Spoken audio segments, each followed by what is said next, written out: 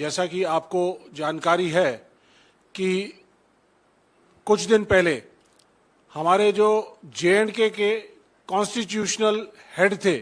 Former governor Satyapal Malik ji, Pulwama incident के समय उनकी एक इंटरव्यू आई और उस इंटरव्यू के जरिए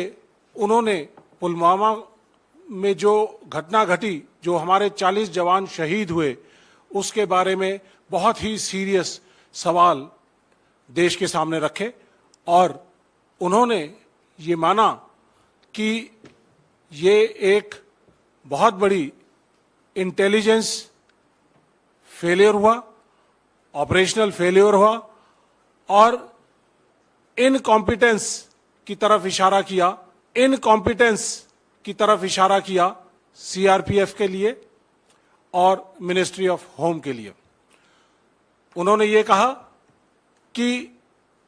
5 एयरक्राफ्ट की जरूरत थी और उनको एयरक्राफ्ट अगर दिए जाते तो आज ये घटना नहीं घटती और हमारे जो 40 जवान शहीद हुए हैं वो आज हमारे बीच में होते। ये बहुत ही सीरियस और दुखद सिनेरियो है जहां पे एक कॉन्स्टिट्यूशनल हेड ये आकर ये बात उठा रहा है कि ये एक फेलियर हुआ और उसके बारे में उन्होंने उस समय आवाज उठानी चाहिए, लेकिन प्रधानमंत्री जी ने उन्हें कहा चुप रहें, ये कोई और बात है, कोई और चीज है। और वही चीज अजीत डोवाल जी जो नेशनल सिक्योरिटी एडवाइजर थे, उन्होंने भी यही चीज कही। और इसी क्रम को आगे बढ़ाते हुए हमारे distinguished former army chief general Shankar Roy Chowdhury, उन्होंने भी इसके ऊपर संज्ञान लेते हुए उन्होंने अपना वक्तव्य दिया है और ये कहा है कि 2500 सुरक्षा कर्मियों को 78 गाड़ियों के अंदर आप जम्मू से श्रीनगर ला रहे हैं। रोड ओपनिंग की ड्रिल है, रोड ओपनिंग पार्टीज होती हैं, कोई भी बड़ी कॉन्वॉय अगर चलती है तो उसके अंदर एंटी आईईडी जैमर्स पहले चलते हैं, रोड की सैनिटाइजेशन की जाती है और जितने भी laterals, arterial roads, link roads, highway को ज्वाइन करते हैं, उन्हें कवर किया जाता है ताकि कोई मिलिटेंट या कोई मिस एडवेंचर एक्टिविटी ना कर सके। और सत्यपाल मलिक जी ने भी ये अपने वक्तव्य में कहा है कि लिंक रोड पर कोई जिप्सी नहीं थी, कोई मैन पावर नहीं थी, कोई डिफेंस फोर्सेस नहीं थी। तो ये एक बहुत ही बड़ी ऑपरेशनल लैप्स है। जनरल शंकर राय चौधरी ने ये कहा कि अगर जहाज सीआरपीएफ को दिए जाते तो आज ये दुर्घटना नहीं घटती। इसके अलावा इंटेलिजेंस की जो इनपुट्स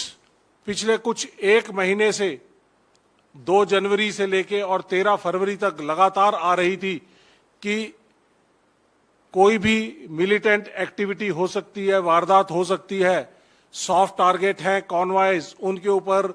मिलिटेंट एक्टिविटी हो सकती है, अटैक हो सकता है, एम्बुश हो सकता है। उसके बावजूद उसके ऊपर कोई एक्शन नहीं लिया गया। इसके अलावा सत्यपाल मलिक जी ने भी कहा और उसको रीइंफोर्स किया जनरल शंकर राय चौधरी जी ने कि 300 किलो आरडीएक्स अगर एक गाड़ी के अंदर 10 से 12 दिन वहां पर घूम रहा है तो इसका मतलब ये बहुत बड़ी एक साजिश थी और एक बहुत बड़ी इंटेलिजेंस और सिक्योरिटी फेलियर था। हम लोगों ने उस इलाके में काम किया है अगर 10-15 किलो आरडीएक्स भी आसपास कहीं पता चलता है कि किसी इलाके के अंदर है, तो पूरी की पूरी सिक्योरिटी फोर्सेस अलर्ट हो जाती हैं और उस एक्सप्लोसिव को और उसके सोर्स को ढूंढने की कोशिश करती हैं और निष्क्रिय करने की कोशिश करती हैं। लेकिन मुझे अचरज है इस बात का कि 300 किलो आरडीएक्स 10 से 12 दिन तक एक गाड़ी के अंदर घूम रहा है और सिक्योरिटी फोर्सेस को या इंटेलिजेंस नेटवर्क को ये जानकारी नहीं हुई। और जो अगर ये जानकारी, पुख्ता जानकारी अगर आगे पास की जाती और इनको मिलिटेंट्स को अगर पकड़ा जाता, तो आज ये सभी शहीद जवान हमारे बीच होते।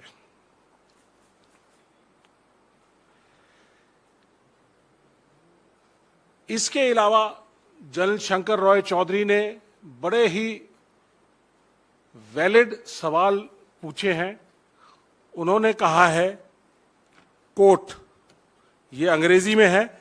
द प्राइमरी रिस्पॉन्सिबिलिटी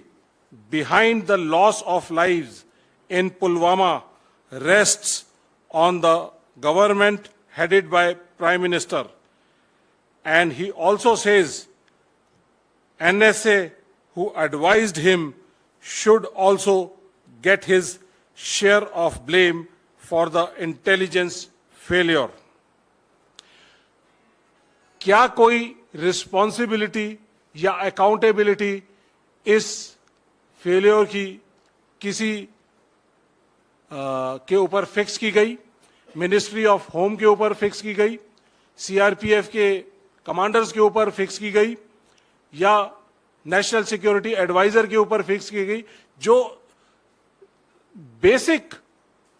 जो मूलभूत ढांचा है उसके हिसाब से जो इंटेलिजेंस इनपुट्स देने की जो जिम्मेदारी है आईबी की, रॉ की और इंटेलिजेंस एजेंसीज की, वो नेशनल सिक्योरिटी एडवाइजर के ज्यूरिसडिक्शन के अंदर आता है। और ये पुख्ता सबूत, जो पुख्ता इंफॉर्मेशन है, ये सिक्योरिटी फोर्सेस को क्यों नहीं दी गई? और अगर ये दी जाती तो शायद ये इंसिडेंट नहीं होता। मोटे तौर पे जनरल रॉय चौधरी ने कहा है, फिर दोबारा से मैं उनकी कोट करता हूं, it's a slip up that the government is trying to wash its hands off, कि सरकार अपनी गलतियों को छुपाना चाहती है और लोगों को इसके बारे में नहीं बताना चाहती। ये बहुत ही सीरियस सवाल हैं जो कि सिक्योरिटी एजेंसीज जो वहां पर अपनी जान को जोखिम में डालकर देश की एकता और अखंडता को बचाने के लिए J&K के अंदर और बॉर्डर्स के ऊपर और नॉर्थ ईस्ट के अंदर जो अपनी अनफ्लिंचिंग लॉयल्टीज के साथ वहां पर काम कर रहे हैं, और अगर उनको जो बैकबोन सपोर्ट इंटेलिजेंस नेटवर्क की मिलनी चाहिए, अगर वो ना मिले तो उनके लिए बड़ा ऑपरेट करना बड़ा मुश्किल हो जाएगा। तो इन सब चीजों का संज्ञान और आप लोगों को बताते हुए मैं डिफेंस फ्रेटर्निटी की तरफ से और देश के सैनिकों की तरफ से और देश की तरफ से ये मैं सवाल उठाना चाहता हूं कि